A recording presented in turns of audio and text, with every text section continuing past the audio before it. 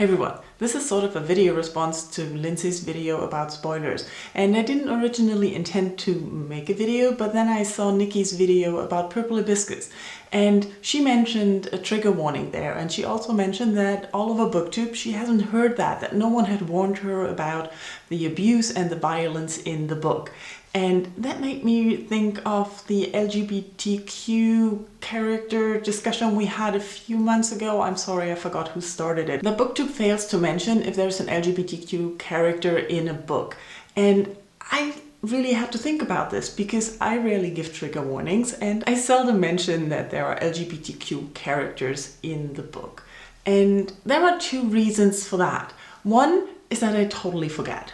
I sometimes really don't notice, and I have a really high tolerance, so I don't really need to give trigger warnings for myself.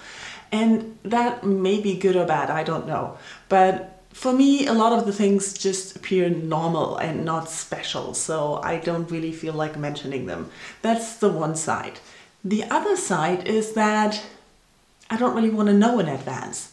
It's sort of, spoiler would be the wrong word, but if I know that a book has a real tough topic about abuse and sexual violence or bullying or whatever, I really am rarely in the mood to pick it up. Let's be honest, when are you in the mood to read a book about an abusive person? I rarely am, but I don't mind reading them. I usually enjoy is probably the wrong word, but I read a lot of books about critical and difficult topics that I really liked and I thought were well done and important, and I'm glad I've read them.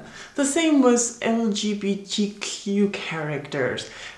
I'm a straight person and I don't go looking for books with these kind of characters because I don't know, it's not something I want to read about, but I don't mind reading about. It's not something I want to identify with, so I don't look for it. But if I find it, I'm usually okay. It's not that I'm going like, ooh, gay person, I cannot read that book. No, it's just something that's part of life, and so I don't really see mentioning it, and I can see how it can stop people from picking up books if they know that there are gay people in a book. I just recently heard someone talk about a book where there were lesbians in, and they really didn't like it and they wished they had known it before. This is kind of the opposite of the spoiler section.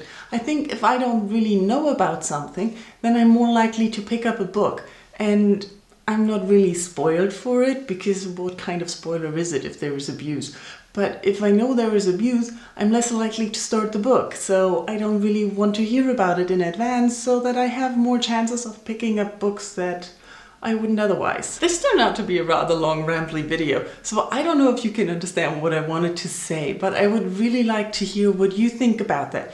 Do you think trigger warnings stop people from reading books they might otherwise enjoy and learn something from? Or LGBTQ characters, do you think it stops people from picking up books instead of picking them up?